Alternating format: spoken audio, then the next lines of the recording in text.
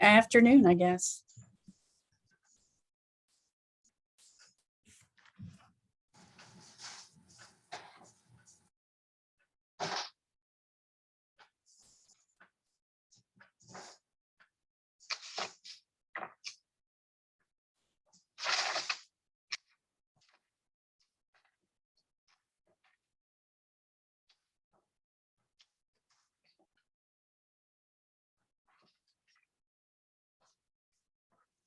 I was looking at training all day tomorrow or just in the morning. Just in the morning for a couple hours.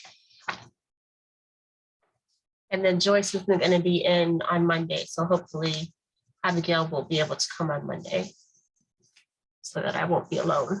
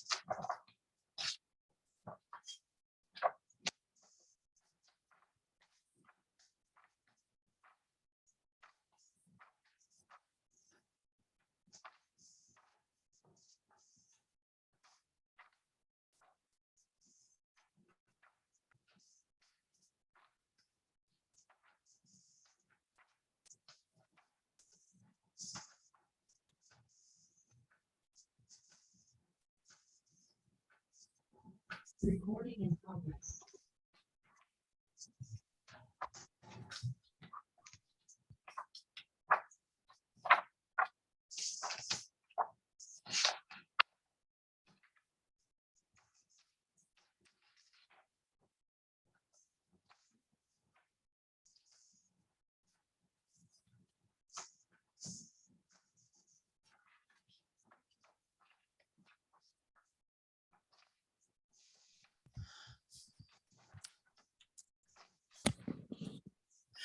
Good afternoon, everyone.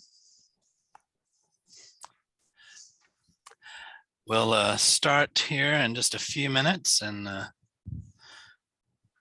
just see if we get any more people in the next 3 minutes, and then we'll get started.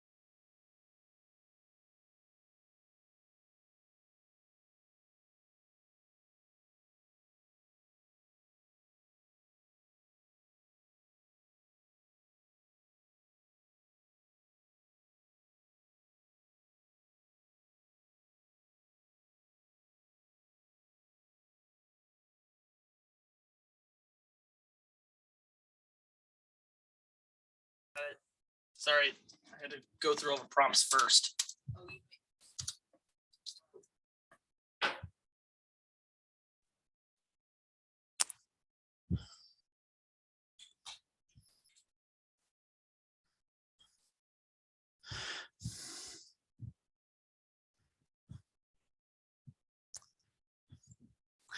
Well, I think we'll just go ahead and get started. Welcome, everyone. Thank you for coming. We don't have much on the agenda other than our training. If there's any questions or concerns, I will open the floor to that.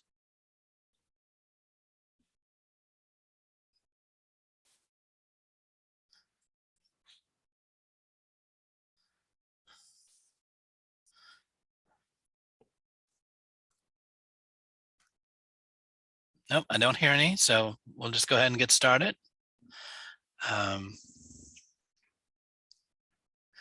Let me bring up our training for today.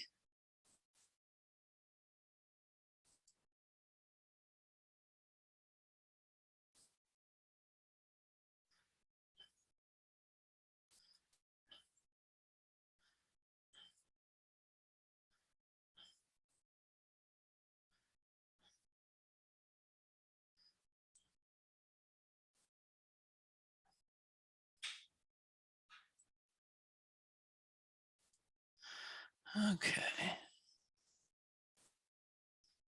There we go.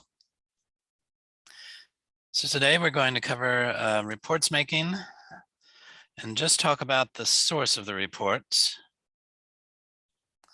and how to really start building one from scratch.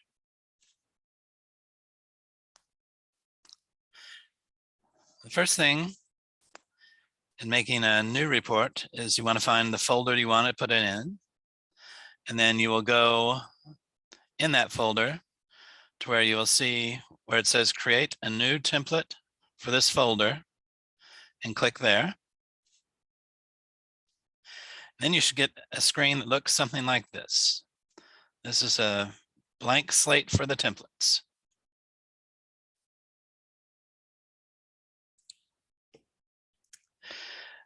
Most important question is, what information are you looking for?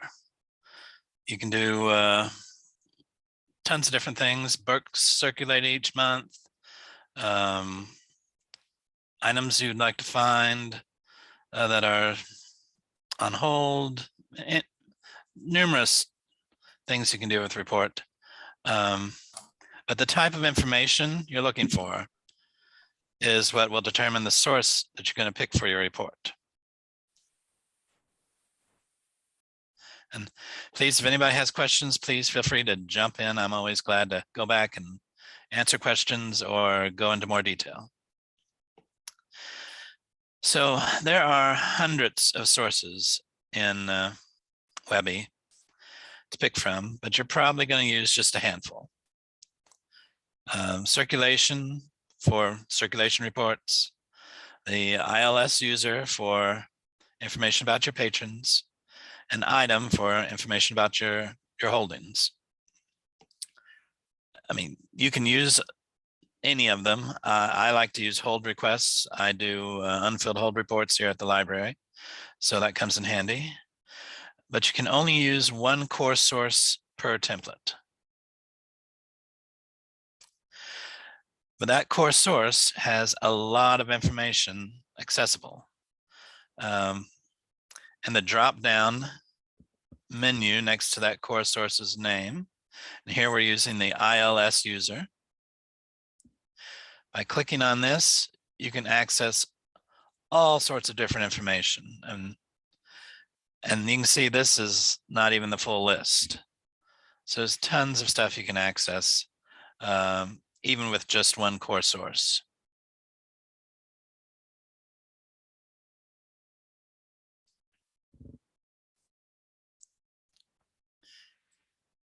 When you click on the core source to the right, you will see information pop up in the source path box. This is a list of information the source accesses that can be used as display fields, the information that you show up in your report.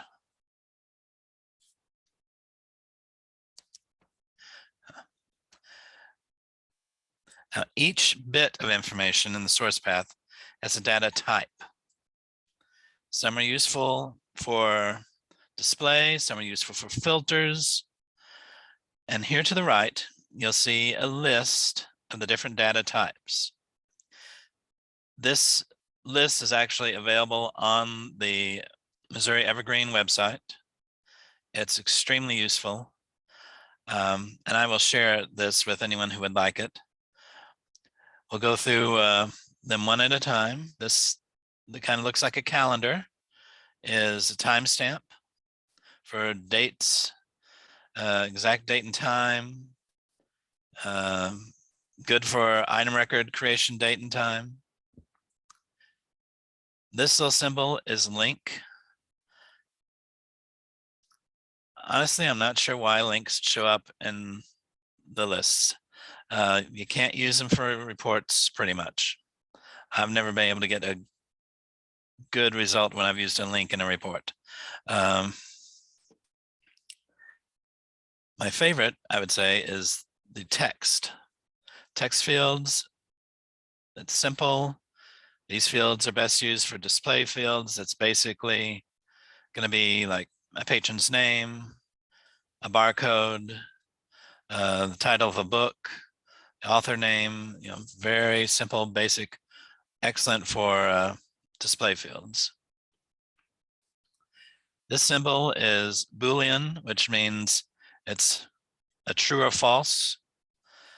So it's excellent for using in filters for something like you want only things that are not deleted, or things that can be circulated, or things that are holdable. The little evergreen tree symbol is for the organizational unit, or put it more simply, the library system. It's excellent for filters. So you can pick out, make sure that you're getting information about only the library you want to get information about. The little barcode is for ID. And it's good as a filter, but you can use it for a display field. It's a record IDs or a workstation ID. We also have, dollar signs, pretty self-explanatory. You're going to get information about money. This one that looks kind of like a parking meter is for integer. And it's just numerical data. Like it says here, it's good for claims return count, remaining renewals, information like that. And this one right here where the two arrows are opposing each other is for an interval of time. So circulation duration, a fine interval, anything like that. But paying attention to what these web client icons are will help you when you're making your report and help get the information you're really looking for.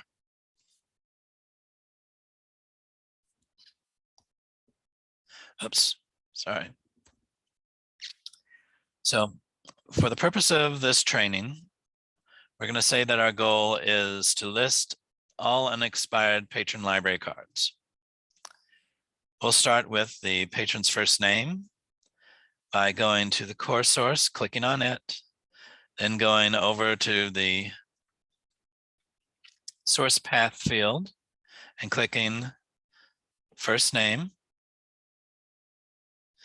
And then over in transform, we'll click raw data. And then you would do the same with any other display fields. That transform section tells the patron, or the program, sorry, how to process a display field for output. Different data types have different transform options. Here we use raw data. I use raw data a lot for these, but here it will give us the patron's name. You can pick lowercase or uppercase, and it will give you the patron's name in lowercase and uppercase.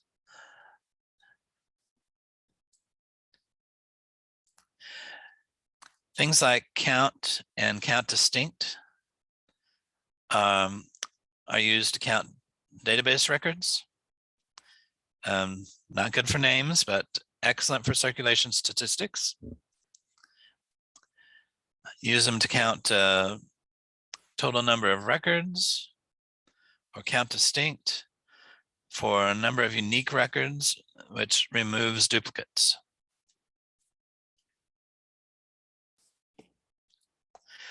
So here you can find that I've added a bunch of display fields. And one down here at the bottom, I had to dig a little deeper for. And to get it, I used one of these bits of information down under the ILS user.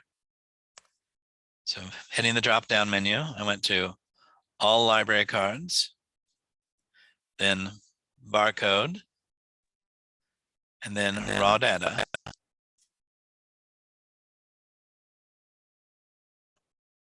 And once you have your display fields, you can make changes to them. You just highlight the display field like I've done one with one here. Go over here to your actions, and you can change the column label, change the transform. Like if I didn't want raw data and I want it to be lowercase or uppercase for the name, I can change that. Or I can remove the field altogether. If I decided, well, I don't want that in the report, I'll just remove it. You can do that.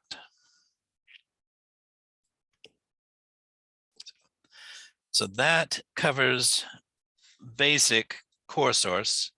The next thing we'll be doing is we'll go on to the world of filters. So I'm going to unshare this. So do we have any information, any questions you'd have about core sources, how to use them? I'd be glad to share that that Google display with anyone who would be interested in looking over it. Or if you want to go back and look at anything in particular, I'll be glad to go back and cover that.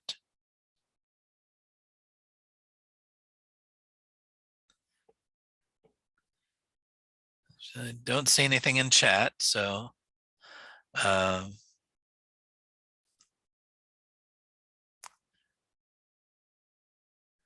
say going once, going twice. Any questions?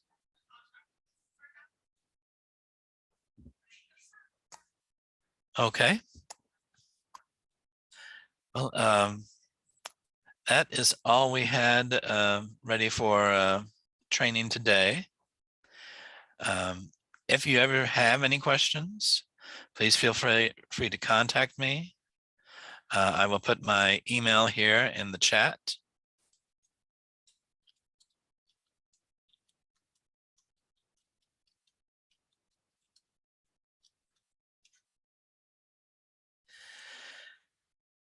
And we will have a nice discussion about filters at our next meeting. Thank you all for coming. We appreciate it.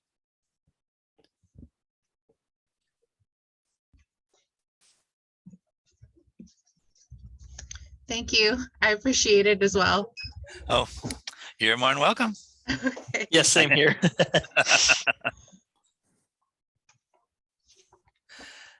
Have a good day. Thank you. You too.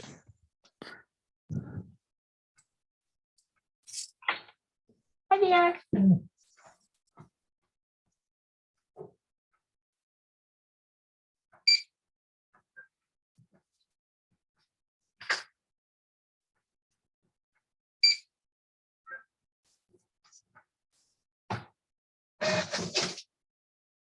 Okay. it's gonna be due back on the 25th. Mhm. Thank you. You have a great day. Mhm.